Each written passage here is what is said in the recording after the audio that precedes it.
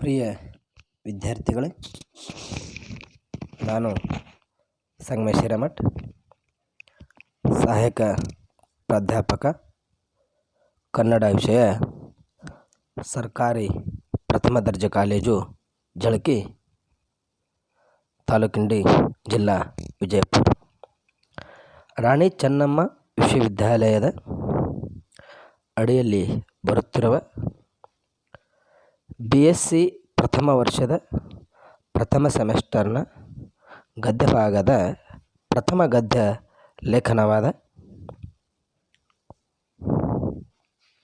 ಮನೆ ಅಂಗಳದಲ್ಲಿ ಔಷಧಿ ವನ, ಡಾಕ್ಟರ್ ವಸುಂಧರಾ ಭೂಪತಿ ಲೇಖಕಿಯವರು ಬರೆದಂಥ ಈ ಲೇಖನದ 2 ತರಗತಿಗಳನ್ನು ಈಗಾಗಲೇ ನಾವು ನೋಡಿದ್ದೇವೆ. ಈ ಪ್ರಸ್ತುತ ತರಗತಿಯಲ್ಲಿ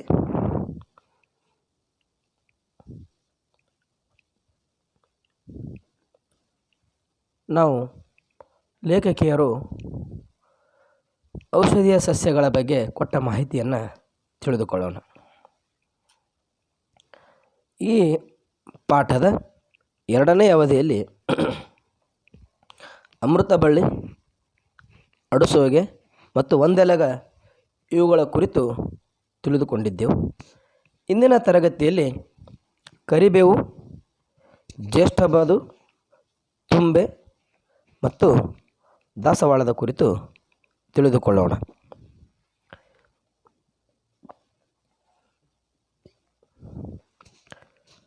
ಕರಿಬೇವು ನಮಗೆಲ್ಲರೂ ಗೊತ್ತಿರುವಂತಹ ಒಂದು ಸಸ್ಯ. ಯಾಕಂದರೆ ದಿನನಿತ್ಯಲೂ ಮನೆಯಲ್ಲಿ ಚುರ್ ಎಂದು ಈ ಅಡಿಗೆ ಮಾಡುವ ಸಂದರ್ಭದೊಳಗೆ ಕರಿಬೇವಿನ ವಾಸನೆ ಮೂಗಿಗೆ ಘಮ ಘಮ ಬಡಿಯುತ್ತೆ. ಎಲ್ಲರಿಗೂ ಗೊತ್ತಿರುವಂತಹ ಒಂದು ಸಸ್ಯ. ಆದರೆ ಆ ಕರಿಬೇವು ನಮ್ಮ ಆರೋಗ್ಯಕ್ಕೆ ಎಷ್ಟು ಉಪಯುಕ್ತ ಎಂಬುದು ತಿಳಿದುಕೊಂಡಿರೋದು ನಾವೆಲ್ಲ ಕಡೆ. ಅದಕ್ಕಾಗಿ ಡಾಕ್ಟರ್ ವಸುಂಧರಾ ಭೂಪತಿಯವರು ಕರಿಬೇವಿನ ಹಿನ್ನೆಲೆ, ಕರಿಬೇವು ಸಸ್ಯ ವರ್ಣನೆ ಮತ್ತು ಅದರ ಉಪಯುಕ್ತತೆ, ಔಷಧೀಯ ಗುಣಗಳನ್ನು ನೀಡಿದ್ದಾರೆ. ಕರಿಬೇವಿನ ತವರು ಭೂಮಿ ಭಾರತದ ಹಿಮಾಲಯ ಎಂದು ಹೇಳುತ್ತಾರೆ. ಕರಿಬೇವಿನಲ್ಲಿ ನಾಲಿಗೆಗೆ ರುಚಿಯನ್ನು ಮತ್ತು ಸೇವಿಸಿದ ಆಹಾರವನ್ನು ಜೀರ್ಣಿಸುವ ಗುಣಗಳು ಇವೆ. ಆದ್ದರಿಂದಲೇ ಪ್ರತಿಯೊಂದು ಅಡುಗೆ ಪದಾರ್ಥ, ಸಾರು, ಹುಳಿ, ಮಜ್ಜಿಗೆ, ಪಲ್ಯ, ಉಪ್ಪಿಟ್ಟು, ಪ್ರತಿಯೊಂದರಲ್ಲಿಯೂ ನಾವು ಕರಿಬೇವಿನ ಎಲೆಗಳನ್ನು ಬಳಸುತ್ತೇವೆ. ಭಾರತೀಯರ ಅಡುಗೆಯಲ್ಲಿ ಕರಿಬೇವಿಗೆ ಪ್ರಥಮ ಸ್ಥಾನ. ಇದು ಕೇವಲ ರುಚಿ, ಸುಗಂಧ ಒದಗಿಸುವ ಎಲೆ ಮಾತ್ರವಲ್ಲ, ದೇಹದಲ್ಲಿ ಸಕ್ಕರೆಯನ್ನು ಹದ್ದುಬಸ್ತಿನಲ್ಲಿಡಲು,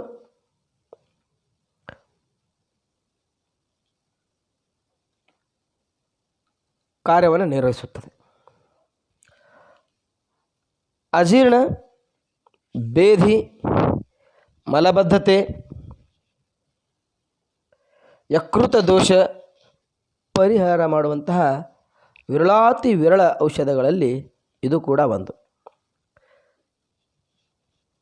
ಹಿತ್ತಲ ಗಿಡ ಮದ್ದಲ್ಲ ಎನ್ನಲು ಇದು ಪುರಾವೆ. ಯಾಕಂದರೆ ನಮ್ಮ ಪ್ರತಿಯೊಬ್ಬರ ಹಿತ್ತಲಿನಲ್ಲಿ ಮನೆ ಮುಂದೆ ಕರಿಬೇವಿನ ಗಿಡವನ್ನು ನಾವು ನೆಟ್ಟಿರ್ತೀವಿ. ದಿನನಿತ್ಯ ಕರಿಬೇವನ್ನು ಕೇವಲ ಆ ವಾಸನೆಗಾಗಿ, ಅವನ ಟೇಸ್ಟ್ಗಾಗಿ ಬಳಕೆ ಮಾಡ್ತೇವೆ ಅನ್ನುವಂಥ ಒಂದು ರೂಢಿ ನಮ್ಮಲ್ಲಿದೆ. ಆದರೆ ಈ ಕರಿಬೇವಿನಲ್ಲಿ ಕೂಡ ನಮ್ಮ ದೇಹಕ್ಕೆ ಅತಿ ಉಪಯುಕ್ತವಾದ ಔಷಧೀಯ ಗುಣವಿದೆ. ಅಂತಹ ಔಷಧೀಯ ಗುಣವನ್ನು ಹೊಂದಿದ ವಿರಳಾತಿ ವಿರಳ ಸಸ್ಯಗಳಲ್ಲಿ ಕರಿಬೇವು ಒಂದು ಎನ್ನುವುದು ನಮಗೆ ಗೊತ್ತಿರದ ಸಂಗತಿ.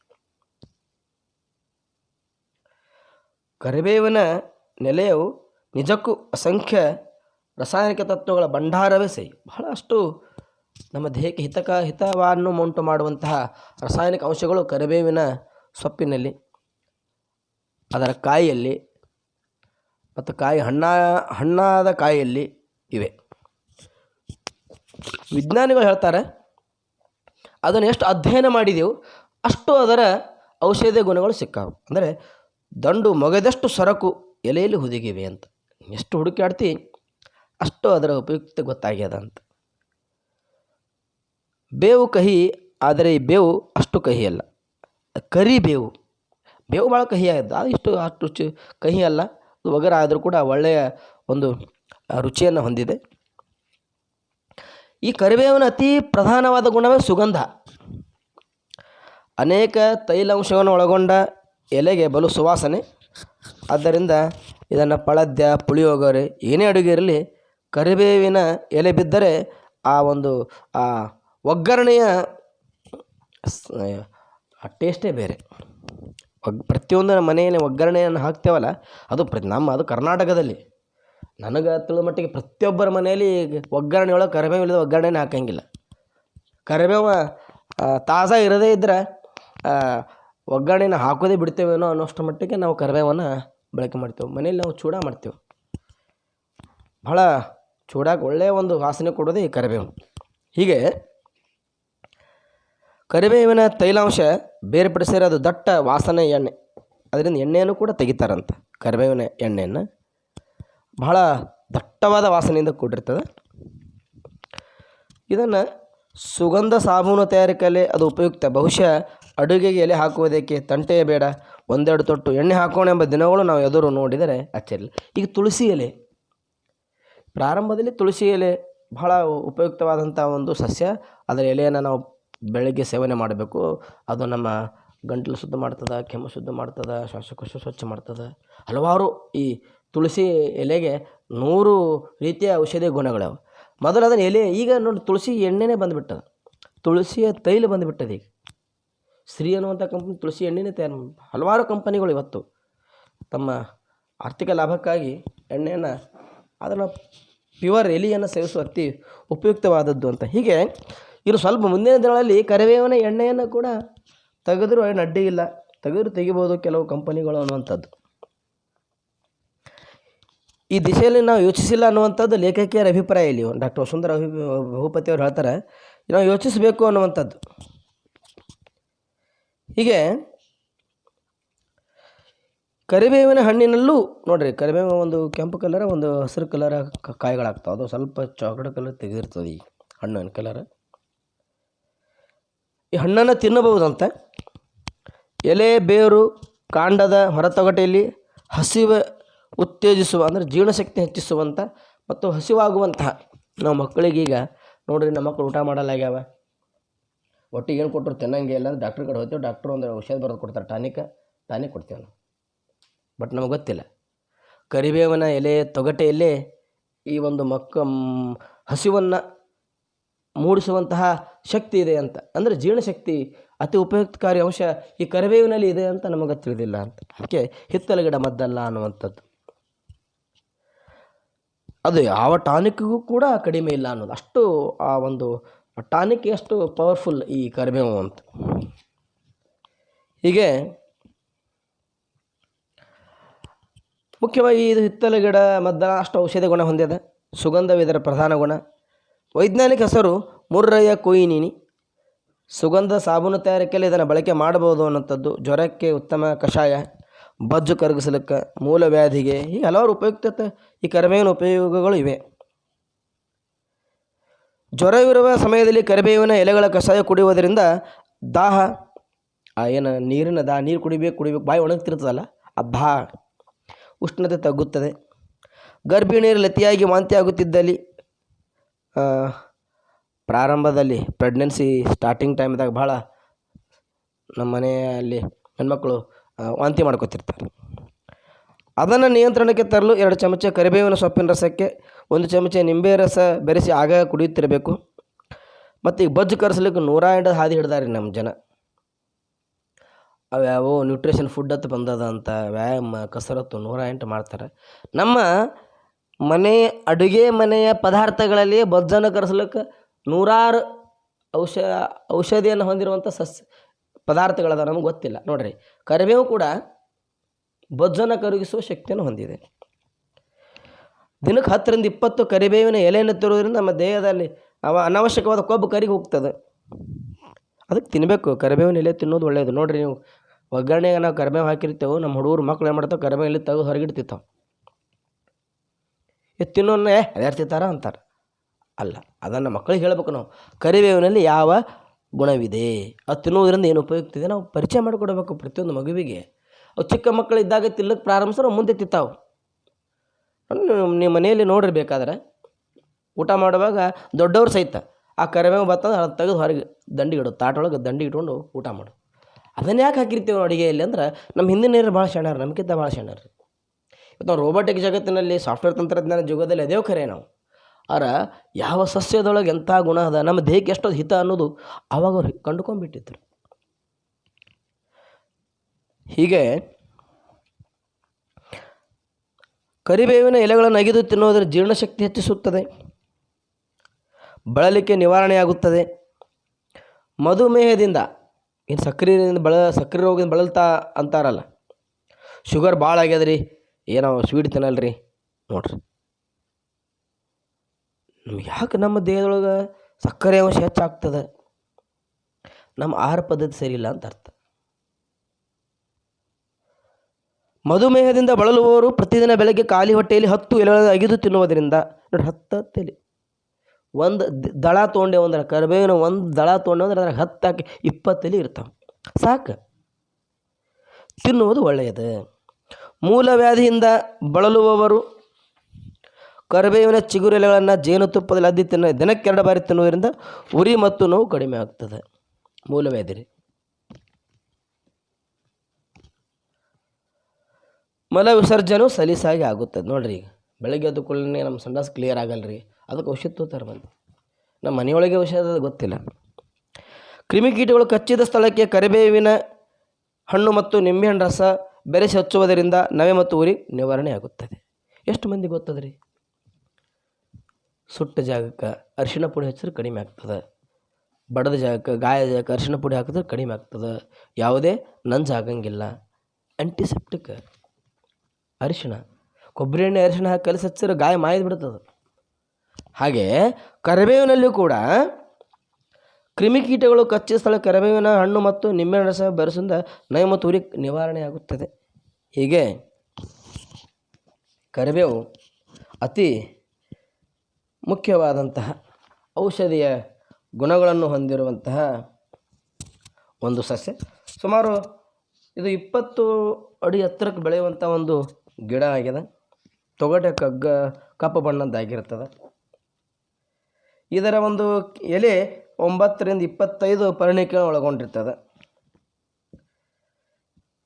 ಕರಿಬೇವು ತನ್ನ ಸುಗಂಧಪೂರಿತ ಎಲೆಗಳಿಂದ ಬಹು ಪ್ರಾಮುಖ್ಯ ಪಡೆದದ. ಇದರಲ್ಲಿ ಕೊಬ್ಬಿನ ಔಷಧ, ಪಿಷ್ಟದ ಔಷಧ, ನಾರಿನ ಔಷಧ, ಲವಣಾಂಶಗಳದಾವ, ಕ್ಯಾಲ್ಸಿಯಂ ಅದ, ರಂಜಕದ, ಕಬ್ಬಿಣದ, ಕ್ಯಾರೋಟಿನ್, ಜೀವಸತ್ವ ಅದ. ಇದರಲ್ಲಿ ಅಮೈನೋ ಆಮ್ಲಗಳು ಅದಾವ. ಆಗ ತಾನೇ ಕೊಯ್ದು ಎಲೆಗಳನ್ನು ಆಸವೀಕರಣಗೊಳಿಸಿ ಒಂದು ಬಗೆಯ ಚಂಚಲ ತೈಲವನ್ನು ತೆಗೆಯಬಹುದು. ಶುದ್ಧಗೊಳಿಸಿದ ಎಣ್ಣೆ ಹಳದಿ ಬಣ್ಣದ್ದು, ಸಾಂಬಾರದ ವಾಸನೆಯುಳ್ಳದ್ದು, ಲವಂಗದ ಕಟುರುಚಿಯುಳ್ಳದ್ದು ಆಗಿರ್ತದೆ. ಎಷ್ಟೋ ಮಂದಿ ಗೊತ್ತಿಲ್ಲ. ಆಮಶಂಕೆ, ಅತಿಸಾರ, ವಾಂತಿ ಮುಂತಾದವುಗಳನ್ನು ಕಡಿಮೆ ಮಾಡಿಸೋಕೆ ಇದನ್ನು ಬಳಕೆ ಮಾಡಬಹುದು. ಹೀಗೆ ಇದರ ವೈಜ್ಞಾನಿಕ ಹೆಸರು, ಕರಿಬೇವಿನ ವೈಜ್ಞಾನಿಕ ಹೆಸರು ಮುರ್ರಾಯ್ ಕೋನಿಗೈ. ಆಯುರ್ವೇದಿಕ್ ಔಷಧಿಯಲ್ಲೂ ಸಹ ಔಷಧ ವಸ್ತುವಾಗಿ ಇದನ್ನು ಬಳಕೆ ಮಾಡ್ತಾರೆ. ಕೇವಲ ಅಡುಗೆ ಅಲ್ಲ, ಆಯುರ್ವೇದಿಕ್ ಔಷಧಿಯಲ್ಲಿ ಕರಿಬೇವನ್ನು ಬಳಕೆ ಮಾಡ್ತಾರೆ. ಹೀಗೆ ಈ ಕರಿಬೇವು ನಮ್ಮ ಹಿತ್ತಲಿನಲ್ಲೇ ಬೆಳೆಯುತ್ತಿದ್ದರೂ ಅತಿ ಹೆಚ್ಚಿನ ಔಷಧೀಯ ಗುಣಗಳನ್ನು, ನಮ್ಮ ದೇಹಕ್ಕೆ ಬೇಕಾದ ರಾಸಾಯನಿಕ ಅಂಶಗಳನ್ನು ಒಳಗೊಂಡಿರುವಂಥ ಸಸ್ಯವಾಗಿದ್ದು ಇದನ್ನು ಬಳಸುವ ರೂಢಿ ಮಾಡ್ಕೋಬೇಕು. ಇನ್ನು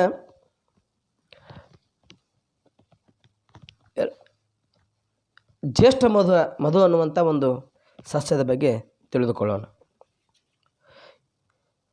ವೇದ ಕಾಲದಿಂದಲೂ ಜ್ಯೇಷ್ಠ ಮಧುವನ್ನು ವೈದ್ಯರು ಅಂದರೆ ಆಗಿನ ಋಷಿಗಳು ಬಳಕೆ ಮಾಡ್ತಾಯಿದ್ರು. ನೋಡ್ರಿ, ಪ್ರಾಚೀನ ಕಾಲದಲ್ಲಿ ಕ್ರಿಸ್ತಶಕ ಪೂರ್ವ ವೇದಗಳ ಕಾಲದಲ್ಲಿ ಯಾವ ಸಸ್ಯದಲ್ಲಿ ಯಾವ ಔಷಧ ಇದೆ, ಯಾವ ಸತ್ವಗಳಿವೆ, ಯಾವ ಜೀವಸತ್ವಗಳಿವೆ, ಯಾವ ರಾಸಾಯನಿಕ ಅಂಶಗಳಿವೆ ಎಂಬುದು ಗೊತ್ತಿತ್ತು ನಮ್ಮ ಹಿರಿಯರಿಗೆ. ಹೀಗೆ ಜ್ಯೇಷ್ಠ ಮಧು, ಇದಕ್ಕೆ ಇನ್ನೊಂದು ಅತಿ ಮಧುರ ಅಂತ ಹೆಸರಿದೆ.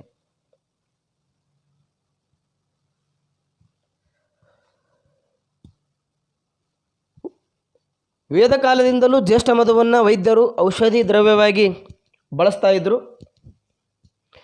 ವಿಷಹರ ದ್ರವ್ಯವಾಗಿ, ವಿಷವನ್ನು ನಿವಾರಿಸುವ ದ್ರವ್ಯವಾಗಿ ಅಧಿಕವಾಗಿ ಇದನ್ನು ಬಳಕೆ ಮಾಡ್ತಾ ಇದ್ದರು ಅಂತ.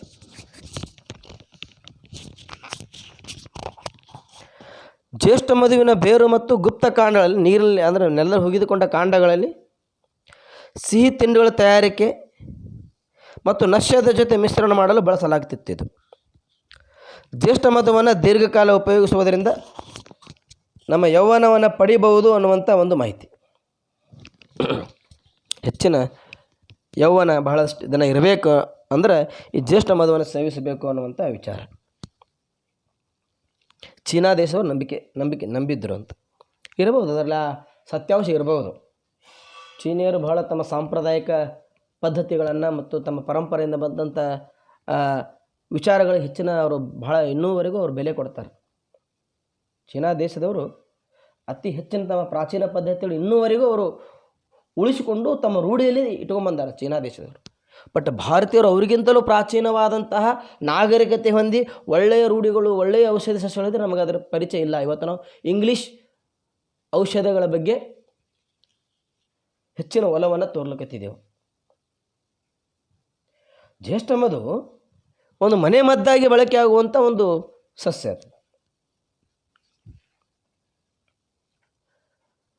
ಅತಿ ಮಧುರ ಎಂದು ಕರೆಯಲ್ಪಡುವ ಜ್ಯೇಷ್ಠ ಮಧು ಹೆಸರೇ ಸೂಚಿಸುವಂತೆ ರುಚಿಯಲ್ಲಿ ಬಹಳ ಸಿಹಿಯಾಗಿರ್ತದೆ. ಅದಕ್ಕೆ ಮಧು ಅಂದರೆ ರುಚಿ. ಮಧು ಅಂದರೆ ನೋಡ್ರಿ ಜೇನು, ಅತಿ ಹೆಚ್ಚು ರುಚಿ, ಜ್ಯೇಷ್ಠ ಆ ರುಚಿಯಲ್ಲಿ ಅತಿ ಶ್ರೇಷ್ಠವಾದಂಥ ರುಚಿಯನ್ನು ಹೊಂದಿರುವಂಥ ಒಂದು ಸಸ್ಯ. ಅದಕ್ಕೆ ಕನ್ನಡದಲ್ಲಿ ಜ್ಯೇಷ್ಠ ಮಧು, ಅತಿ ಮಧುರ, ಮಧುಕ ಎಂದು ಕರೆಯುತ್ತಾರೆ. ಸಂಸ್ಕೃತ ಭಾಷೆಯಲ್ಲಿ ಇದನ್ನು ಯಷ್ಟಿ ಮಧು, ಹಿಂದಿ ಹಾಗೂ ಉರ್ದು ಭಾಷೆಯಲ್ಲಿ ಮುಲೇಠಿ ಮತ್ತು ಇಂಗ್ಲೀಷ್ನಲ್ಲಿ ಲಿಕ್ಕೋರೈಸ್ ಎಂದು ಕರೆಯುತ್ತಾರೆ. ಇವು ಲೇಖಕಿಯರು ಇವುಗಳನ್ನು ವಿಚಾರ ಕೊಟ್ಟಿಲ್ಲ. ಸಂಸ್ಕೃತ ಭಾಷೆಯಲ್ಲಿ ಯಷ್ಟಿ ಮಧು ಅಂತ ಕರೀತಾರೆ, ಹಿಂದಿ ಹಾಗೂ ಉರ್ದು ಭಾಷೆಯಲ್ಲಿ ಮುಲೇಠಿ ಅಂತ ಕರೀತಾರೆ, ಇಂಗ್ಲೀಷ್ನಲ್ಲಿ ಲಿಕ್ಕೋರೈಸ್ ಅಂತ ಕರೀತಾರೆ ಅಂತ. ಹೀಗೆ ಈ ಜ್ಯೇಷ್ಠ ಮಧುವಿನ ಸಸ್ಯ ವರ್ಣನೆ, ಲಿಕೋರಿಸ್ ಅಂದರೆ ಇದರ ವೈಜ್ಞಾನಿಕ ಹೆಸರು ಗ್ಲೈಸಿರೈಸ್ ಗ್ಲಾಬ್ರಾ ಅಂತ. ಜ್ಯೇಷ್ಠ ಮಧು ಹೆಸರಿನ ಈ ಸಿಹಿಸಿ ಬೇರು ಲೆಗುಮಿನೇಸಿ ಕುಟುಂಬಕ್ಕೆ ಸೇರುವಂಥದ್ದು. ಇದು ಒಂದು ಬಹುವಾರ್ಷಿಕ ಸಸ್ಯ, ಗಡುತ್ತರ ಬೆಳೆಯಾಗಿದ್ದು ನೇರಳೆ ಬಣ್ಣದ ಹೂಗಳನ್ನು ಬಿಡುತ್ತದೆ. ಈ ಬೆಳೆಯ ಬೇರುಗಳನ್ನು ನಾವು ಇವತ್ತು ಆಮದು ಮಾಡಿಕೊಳ್ಳುವ ನಮ್ಮ ದೇಶದ ಒಂದು ಸಸ್ಯವನ್ನು ಇವತ್ತು ನಾವು ಬೇರೆ ದೇಶದಿಂದ ಆಮದು ಮಾಡಿಕೊಳ್ಳುವಂಥ ಪ್ರಸಂಗ ಒದಗಿ ಬಂದದ್ದು. ಯಾಕಂದ್ರೆ ನಮ್ಮಲ್ಲಿ ಎಷ್ಟೋ ಈ ಸಸ್ಯದ ಮೂಲ ನಾಶಗೊಂಡು ಬಿಟ್ಟಾವು. ಆ ಸಸ್ಯಗಳ ಬಳಕೆನೇ ಗೊತ್ತಿಲ್ಲದ ಮೇಲೆ ಏನು ಮಾಡೋದು, ಅವುಗಳ ಕಡೋದು ಹಾಳು ಮಾಡಿಬಿಟ್ಟಿದ್ದೆವು. ಈ ನಾಗರಿಕತೆ ಬೆಳೆದಂತೆಲ್ಲ ಪಟ್ಟಣಗಳ ನಿರ್ಮಾಣ, ನಗರಗಳ ನಿರ್ಮಾಣ, ಅಣೆಕಟ್ಟುಗಳ ನಿರ್ಮಾಣ, ರಸ್ತೆಗಳ ನಿರ್ಮಾಣ, ಚರಂಡಿಗಳ ನಿರ್ಮಾಣ, ಬೃಹತ್ ಬಡಾವಣೆಗಳ ನಿರ್ಮಾಣ, ಎಷ್ಟೋ ಕಾಡಲ್ಲಿರುವಂಥ ಅತ್ಯಂತ ಮಹತ್ವದ ಸಸ್ಯ ಸಂಪತ್ತನ್ನು, ಔಷಧೀಯ ಗುಣಗಳು ಹೊಂದಿರುವಂಥ ಸಸ್ಯ ಸಂಪತ್ತನ್ನು ಕಳ್ಕೊಂಡ್ಬಿಟ್ಟಿದ್ದೆವು. ಭಾರತ ಒಂದು ವೈವಿಧ್ಯಮಯವಾದ ದೇಶ.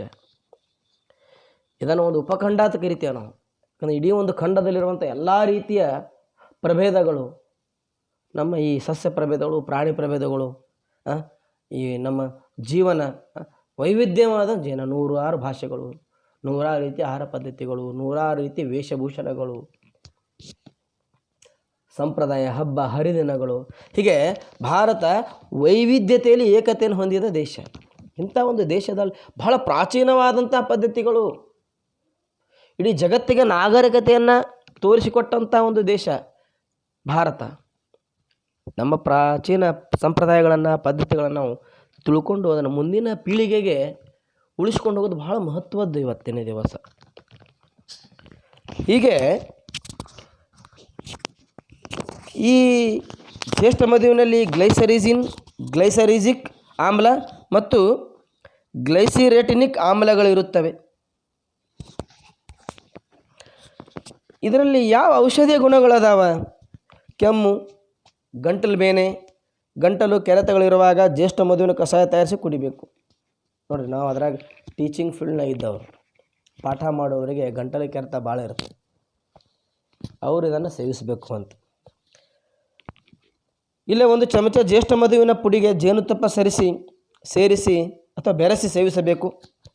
ಸ್ವರ ಒಡೆದಿದ್ದಲ್ಲಿ ಈ ಸಂಗೀತಗಾರ ಇರ್ತಾರೆ ನೋಡ್ರಿ, ಅಷ್ಟು ಆಲಾಪವನ್ನು ಮಾಡ್ತಿರ್ತಾರೆ. ಆ ಸ್ವರ ಒಡೆದಿದ್ದಲ್ಲಿ ಜ್ಯೇಷ್ಠ ಮಧುವಿನ ಪುಡಿಯನ್ನು ಜೇನಿನಲ್ಲಿ ಬೆರೆಸಿ ನೆಕ್ಕಬೇಕು. ತಕ್ಷಣ ನೀರು ಕುಡಿಯಬಾರದು. ಸ್ವಲ್ಪ ಹೊತ್ತು ಅದು ಗಂಟಲಿನಲ್ಲಿ ಇರುವಂತೆ ನೋಡಿಕೊಳ್ಳಬೇಕು. ಸಂಗೀತಗಾರಿಗೆ ಇದು ಗಂಟಲಿಗೆ ಉತ್ತಮ ಟಾನಿಕ್ ಇದ್ದಂತೆ ಕೆಲಸ ಮಾಡುತ್ತದೆ. ನಿಯಮಿತವಾಗಿ ಜ್ಯೇಷ್ಠ ಮಧು ಸೇವಿಸುವುದರಿಂದ ಕಂಠ ಶುದ್ಧಿಯಾಗುತ್ತದೆ.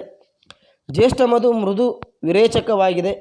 ಮಲಬದ್ಧತೆಯ ತೊಂದರೆ ಇರುವವರು ಜ್ಯೇಷ್ಠ ಮಧುವಿನ ಕಷಾಯ ಕುಡಿಯುವುದರಿಂದ ಮಲವಿಸರ್ಜನೆ ಸಲೀಸಾಗುತ್ತದೆ.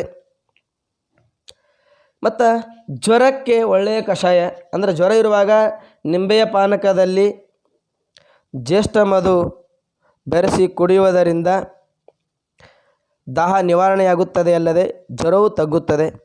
ಇನ್ನು ಹೊಟ್ಟೆ ನೋವು, ಗ್ಯಾಸ್ ಹಿಡಿದು ಹೊಟ್ಟೆ ಉಬ್ಬರ ಇರುವಾಗ ಜ್ಯೇಷ್ಠ ಮಧುವಿನ ಕಷಾಯ ಕುಡಿಯುವುದರಿಂದ ನೋವು ಶಮನವಾಗುತ್ತದೆ. ಜ್ಯೇಷ್ಠ ಮಧುವಿಗೆ ಉದರದಲ್ಲಿನ ಆಮ್ಲತೆಯನ್ನು ಕಡಿಮೆ ಮಾಡುವ ಗುಣವಿದೆ. ನೋಡ್ರಿ, ಅಂತ ಒಳ್ಳೆಯ ನಾವು ಈ ಇನೋ ಪೌಡ್ರು ಕುಡಿತೇವೆ. ನಮ್ಮ ಗ್ಯಾಸ್ಟ್ರಿಕ್ ಸಮಸ್ಯೆ ಇತ್ತಂದ್ರೆ ನಮ್ಗೆ ಗೊತ್ತಿಲ್ಲ, ನಮ್ಮ ಮನೆಯಲ್ಲಿ ಅಡುಗೆ ಮನೆಯಲ್ಲಿ ಇದು ಪದಾರ್ಥ ಇದ್ದರೂ ಕೂಡ ನಮಗೆ ಬಳಕೆ ಮಾಡೋದು, ಅದರ ಔಷಧಿ ಗುಣ ನಮಗೆ ತಿಳಿದಿರೋದ್ರಿಂದ ಅದನ್ನು ಬಳಕೆ ಮಾಡಲ್ಲ ನಾವು. ಅದಕ್ಕೆ ಜ್ಯೇಷ್ಠ ಮಧುವಿನ ಉಪಯುಕ್ತತೆ ತಿಳ್ಕೋಬೇಕು. ಇನ್ನು ತುಂಬೆ ಇನ್ನೂ ಒಂದು ಸಸ್ಯ. ಈಶ್ವರನ ಪೂಜೆಗೆ ತುಂಬ ಶ್ರೇಷ್ಠವಾದಂಥ ಹೂವು ಇದು. ಭಾರತದ ಹಿಮಾಲಯದಿಂದ ಕನ್ಯಾಕುಮಾರಿ ಉತ್ತರದಿಂದ ದಕ್ಷಿಣವರೆಗೆ ಎಲ್ಲೆಡೆಯೂ ಬೆಳೀತದೆ. ಇದಕ್ಕೆ ಯಾವ ಪ್ರಾದೇಶಿಕ ಭಿನ್ನತೆ ಇಲ್ಲ. ನಾನು ಹಿಮಾಲಯದಾಗೆ ಬೆಳಿತೀನಿ, ನಾನೆಲ್ಲ ದಕ್ಷಿಣ ಭಾರತ ಬೆಳಿತೀನಿ ಅಂತಿಲ್ಲ. ಹಿಮಾಲಯದಿಂದ ಕನ್ಯಾಕುಮಾರಿ ಬೆಳೆಯುವಂಥ ಒಂದು ಸಸ್ಯ. ಇದಕ್ಕೆ ಬಿಳಿಯ ವರ್ಣದ ಹೂಗಳು, ಪುಟ್ಟ ಗಿಡ, ತುಂಬೆ ಬಹಳ ಸಣ್ಣದಾದ ಗಿಡ. ಇದು ಸಸ್ಯ ವರ್ಣನೆ ಮಾಡ್ತಾರೆ ಲೇಖಕಿ ಲ್ಯೂಕಸ್ ಅಸ್ಟೇರಾ ಎಂಬ ವೈಜ್ಞಾನಿಕ ಹೆಸರುಳ್ಳ ಈ ಗಿಡವು ಲ್ಯಾಮಿಯೇಸಿ ಕುಟುಂಬಕ್ಕೆ ಸೇರಿದೆ. ಈ ವೈಜ್ಞಾನಿಕ ತಿಳುವಳಿಕೆ ಸ್ವಲ್ಪ ಗೊತ್ತಿರಬೇಕು ನಮಗೆ, ಯಾವ ಸಸ್ಯ ವರ್ಗದ ಕುಟುಂಬಕ್ಕೆ ಸೇರಿದೆ, ಅದರ ವೈಜ್ಞಾನಿಕ ಹೆಸರೇನು, ಅದರ ರಾಸಾಯನಿಕ ಅಂಶಗಳು ಯಾವುವು. ಇದರ ಕಾಂಡ ಮೃದುವಾಗಿದ್ದು ಚಿಕ್ಕ ಗಿಡವಾಗಿ ಸಾಮಾನ್ಯವಾಗಿ 30 ರಿಂದ 60 ಸೆಂಟಿಮೀಟರ್ ಅಷ್ಟೇ, ಸ್ವಲ್ಪ ಪ್ರಮಾಣ ಎತ್ತರ ಬೆಳೀತದೆ. ಹಸಿರು ಬಣ್ಣದ ಎಲೆಗಳು ಕಾಂಡದ ಮೇಲೆ ಅಭಿಮುಖವಾಗಿ ಜೋಡಣೆಗೊಂಡು 2 ರಿಂದ 2.5 ಅಂಗುಲ ಉದ್ದವಾಗಿ ಇರುತ್ತದೆ. ಇದರ ಕಾಂಡ ಹಾಗೂ ಎಲೆಗಳನ್ನು ತುಪ್ಪಳದಂಥ ಮೃದು ರೋಮಗಳು ಆವರಿಸಿವೆ. ಹೂ ಬಿಳಿಯ ಬಣ್ಣದ್ದಾಗಿದ್ದು ಮಧ್ಯಾರಂಭಿ ಮಾದರಿ ಹೂಗೊಂಚಲುಗಳಲ್ಲಿ ಎಲೆಯ ಕಂಕುಳಲ್ಲಿ ಇವೆ. ಇನ್ನು ಈ ತುಂಬೆಯ ಔಷಧಿ ಗುಣಗಳು ಯಾವುವು ಅಂತ ನಾವು ನೋಡಲಾಗಿ, ಜ್ವರದಿಂದ ಬಳಲುವವರಿಗೆ ತುಂಬೆಯ ಸೊಪ್ಪಿನ ರಸದೊಡನೆ 1 ಚಿಟಿಕೆ ಕಾಳ ಮೆಣಸಿನ ಪುಡಿ ಬೆರೆಸಿ ಕೊಟ್ಟರೆ ಸಾಕ್ರಿ. ಕೆಮ್ಮು ಮತ್ತು ದಮ್ಮು, ನೋಡಿರಿ ದಮಾದ ತಾಫ್ ಹಾಕ್ತಿರ್ತಾರೆ ನೋಡ್ರಿ ಅವರು, ಕೆಮ್ಮು ಮತ್ತು ದಮ್ಮು ಇರುವವರು ತುಂಬೆ ಗಿಡವನ್ನು ತೊಳೆದು ಜಜ್ಜಿ ರಸ ತೆಗೆದು ಜೇನುತುಪ್ಪದೊಂದಿಗೆ ಕುಡಿಬೇಕು. ದೇಹದ ಯಾವುದೇ ಭಾಗದಲ್ಲಿ ಊತ ಇರುವಾಗ ತುಂಬೆ ಸೊಪ್ಪು ಕಷಾಯದ ಶಾಖ ಕೊಡಬೇಕು. ಅಜೀರ್ಣ ಮತ್ತು ಅರುಚಿ ಇರುವಾಗ ತುಂಬೆಯ ಗಿಡ ಕಷಾಯ ತಯಾರಿಸಿ ಸೈಂಧ ಲವಣ ಬೆರೆಸಿ ಕುಡಿ. ಈ ಮನ್ಯಾಗ ನಾವು ಉಪವಾಸ ಒಂದು ರೀತಿಯ ಲವಣ ಸೈಂಧ ಲವಣ ಅಂತ ಅಂತಾರೆ ಹಳಿ ಒಳಗೆ, ಅದನ್ನು ಸೇರಿಸಿ ಕುಡಿಬೇಕು. ಹೀಗೆ ತುಂಬೆ ಕೂಡ ಅತಿ ಒಂದು ಉಪಯುಕ್ತತೆಯ ಔಷಧೀಯ ಸಸ್ಯವಾಗಿದ್ದು ಅದರ ಬಳಕೆ ಕೂಡ ಬಹಳ ಮಹತ್ವದ್ದು ಅಂತ. ಇನ್ನು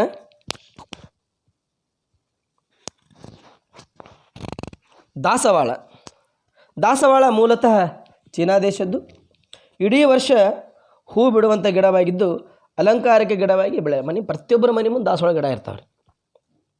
ಪ್ರತಿಯೊಬ್ಬ ಗಾರ್ಡನ್ದಾಗ ಬೇರೆ ಬೇರೆ ಬಣ್ಣದ ದಾಸವಾಳ ಹೂವಿನ ಗಿಡಗಳಿರ್ತವೆ. ದಾಸವಾಳ ಹೂವುಗಳನ್ನು ಆಹಾರದಲ್ಲಿಯೂ ಬಳಕೆ ಮಾಡ್ತಾರೆ. ಬರೀ ಗಿಡ ದೇವರಿಗೆ ಅಷ್ಟೇ ಅಲ್ಲ, ಅಲಂಕಾರಕ್ಕೆ ಅಷ್ಟೇ ಅಲ್ಲ, ಆಹಾರದಲ್ಲಿಯೂ ಕೂಡ ಇದನ್ನು ಬಳಕೆ ಮಾಡ್ತಾರೆ. ದಾಸವಾಳ ಹೂಗಳು ನೋಡಿ ಉಪ್ಪಿನಕಾಯಿ ಕೂಡ ತಯಾರು ಮಾಡ್ಬೋದಂತ.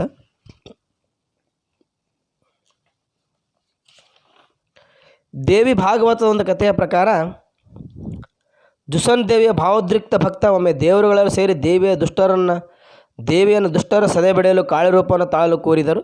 ಆಗ ಜುಸನ್ ಕೆಂಪು ಬಣ್ಣದ ಹೂವನ್ನು ದೇವಿಗೆ ತನ್ನ ಸಿಟ್ಟು ತೋರ್ಪಡಿಸಲು ನೀಡಿದ. ಈ ಕೆಂಬಣ್ಣು ಕಾಳಿಯ ಕಣ್ಣಾಗಿ ಅವಳ ಕೋಪವನ್ನು ತೋರಲು ಸಹಕಾರಿಯಾಯಿತು.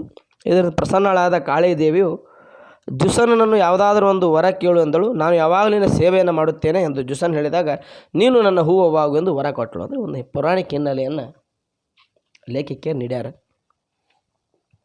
ಇಂದಿನಿಂದ ನೀನು ಜಾಧನ್, ದೇವಿ ಫುಲ್, ಜಬಕುಸುಮ ಎಂದು ಕರೆಯಲ್ಪಡುವೆ ಅಂತ ಹೇಳ್ತಾಳೆ ದೇವಿ. ನಿನ್ನ ಹೂಗಳನ್ನು ಯಾರು ನನಗೆ ಅರ್ಪಿಸುವರೋ ಅವರೆಲ್ಲರೂ ನನ್ನಿಂದ ವರ ಪಡೆಯುತ್ತಾರೆ. ನೋಡಿರಿ, ಯಾಕಂದರೆ ಈ ದಾಸವಾಳ ಹೂವು ನಾವು ದೇವರಿಗೆ ಯಾಕೆ ಏರಿಸಬೇಕು ಅಂತ ಒಂದು ಹಿನ್ನೆಲೆ, ಅಂದರೆ ಒಂದು ಪೌರಾಣಿಕ ಹಿನ್ನೆಲೆ. ದೇವಿಗೆ ಅತಿ ಇಷ್ಟವಾದಂಥ ಹೂವು ಅಂತ. ಅವರೆಲ್ಲರೂ ನನ್ನಿಂದ ವರ ಪಡೆಯುತ್ತಾರೆ ಅಂದರು. ಅಂದಿನಿಂದ ದಾಸವಾಳದ ಹೂವನ್ನು ಭಕ್ತಾದಿಗಳು ಕಾಳಿ ದೇವಿಗೆ ಅರ್ಪಿಸ್ತಾ ಇದ್ದಾರೆ. ಈ ದಾಸವಾಳದ ಎಲೆ, ಗಿಡದ ಎಲೆ, ಹೂವು, ಬೇರು, ಬೀಜಗಳು ಎಲ್ಲವೂ ಉಪಯುಕ್ತ. ದಾಸವಾಳ ಹೂವುಗಳಲ್ಲಿ ತೇವಾಂಶ, ನೈಟ್ರೋಜನ್, ಕೊಬ್ಬು, ನಾರಿನಂಶ, ಕ್ಯಾಲ್ಸಿಯಂ, ರಂಜಕ, ಕಬ್ಬಿಣಾಂಶ, ಥಯಾಮೈನ್, ರೈಬೋಫ್ಲಾಮಿನ್ ಮತ್ತು ಅಸ್ಕಾರ್ಬಿಕ್ ಆಮ್ಲಗಳು ಎಲ್ಲ ರಾಸಾಯನಿಕ ಅಂಶಗಳು ಇರ್ತವೆ. ಔಷಧಿ ತಯಾರಿಕೆಯಲ್ಲಿ ಎಲ್ಲ ಬಣ್ಣಗಳಿಂದ ಬಿಳಿ ಬಣ್ಣದ ದಾಸವಾಳ ಹೂವು ಶ್ರೇಷ್ಠ ಅನ್ನುವಂಥ ಒಂದು ಅಭಿಪ್ರಾಯ ವಿದ್ವಾಂಸರದು. ಅಧಿಕ ರಕ್ತಸ್ರಾವದಿಂದ ಬಳಲುವ ಸ್ತ್ರೀಯರು ದಾಸವಾಳದ ಹೂವಿನ ರಸವನ್ನು ಹಾಲಿನೊಡನೆ ಸೇವಿಸುವುದರಿಂದ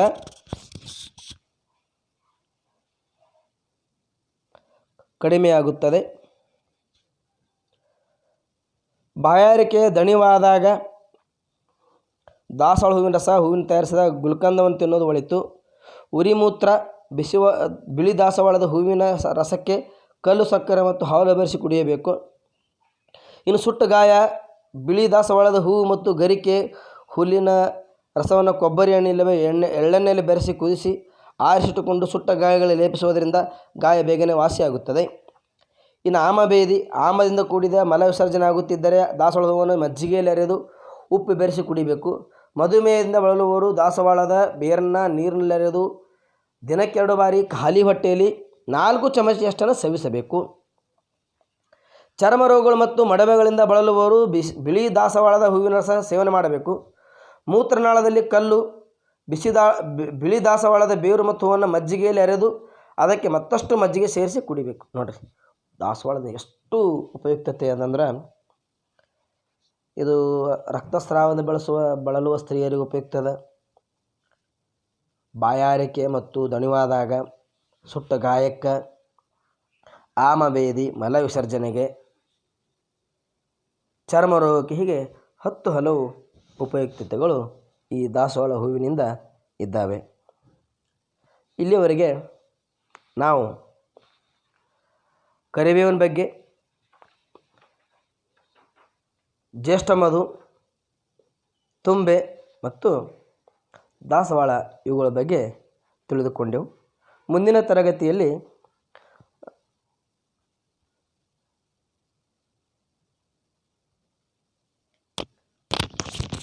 ಇಲ್ಲಿಯವರೆಗೆ ಈ 4 ಸಸ್ಯಗಳ ಬಗ್ಗೆ ತಿಳಿದುಕೊಂಡೆವು. ಬಹು ಆಯ್ಕೆಯ ಪ್ರಶ್ನೆಗಳು. ಕರಿಬೇವು ಸಸ್ಯದ ತವರು ಭೂಮಿ ಯಾವುದು? ಒಂದು ಪ್ರಶ್ನೆ. ದಾಸವಾಳ ಮೂಲತಃ ಯಾವ ದೇಶದ್ದು? 4 ಆಯ್ಕೆಗಳಿವೆ. ಜಪಾನ, ಇಂಡೋನೇಷ್ಯಾ, ಶ್ರೀಲಂಕಾ, ಚೀನಾ. ಕೋಲಿಯಸ್ ಅಂಬಾನಿಕಸ್ ಎಂಬ ವೈಜ್ಞಾನಿಕ ಹೆಸರುಳ್ಳ ಸಸ್ಯ ಯಾವುದು? ತುಂಬೆ, ದಾಸವಾಳ, ಕರಿಬೇವು, ಜ್ಯೇಷ್ಠಮಧು. ದೇವಿ ಫೂಲ್ ಎಂದು ಯಾವುದನ್ನು ಕರೆಯುತ್ತಾರೆ? 4 ಆಯ್ಕೆಗಳಿವೆ. ದಾಸವಾಳ, ತುಂಬೆ, ಒಂದೆಲಗ, ಅಡುಸೋಗೆ. ಈಶ್ವರನ ಪೂಜೆಗೆ ತುಂಬ ಶ್ರೇಷ್ಠವಾದ ಹೂವು ಯಾವುದು ಅನ್ನುವಂಥ ಪ್ರಶ್ನೆ. ತುಂಬೆ, ದಾಸವಾಳ, ಜ್ಯೇಷ್ಠಮಧು, ನುಗ್ಗೆ. ಈ 5 ಪ್ರಶ್ನೆಗಳಿಗೆ ಉತ್ತರವನ್ನು ತಿಳಿದುಕೊಂಡು ಇಲ್ಲಿಯವರೆಗೆ ಒಟ್ಟು 4 ಸಸ್ಯಗಳ ಬಗ್ಗೆ ತಿಳ್ಕೊಂಡು ದಾಸವಾಳ, ತುಂಬೆ, ಜ್ಯೇಷ್ಠಮಧು, ಕರಿಬೇವು. ಮುಂದಿನ ಅವಧಿಯಲ್ಲಿ ಮುಂದಿನ ಸಸ್ಯಗಳ ಬಗ್ಗೆ ತಿಳಿದುಕೊಳ್ಳೋಣ. ಇಲ್ಲಿಯವರೆಗೆ ಈ ತರಗತಿಯನ್ನು ಕೇಳಿದ ಎಲ್ಲರಿಗೂ ಧನ್ಯವಾದಗಳು.